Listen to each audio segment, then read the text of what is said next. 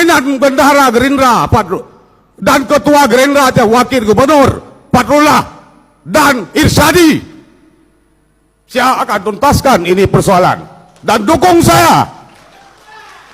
Siapa yang berani pecat saya akan saya lawan kalau saya di posisi benar. Apa jangankan era, saya bekerja sekarang di sini, tidak pernah ada satu surat pun dari Partai Aceh yang melarang saya, yang damaikan saya ada kesilapan apa. Tapi kalau mau baik-baik Tunggu Anwar, ingatkan sebagai ketua operasi dan sebagai ketua harian, duduk, jangan atur Aceh dengan 5 kursi. 5 kursi tidak bisa diatur Aceh. Saya ingatkan. Makanya jangan main-main dengan lembaga DPR. Untuk ini kita tuntaskan. Dukung saya. Saya dengan Maulid tidak ada persoalan.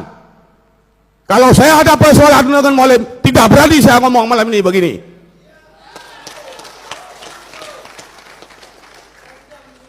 Kita atur Aceh jangan dengan fitnah. Oke, sepakat? Oke, kita dukung Mualim Devat. Kalau dia tidak begini lagi kerjanya dan kerja dan untuk rakyat dan hubungan eksekutif dan legislatif dengan harmonis, kita akan dukung dia. Kalau tidak, kita turunkan dia.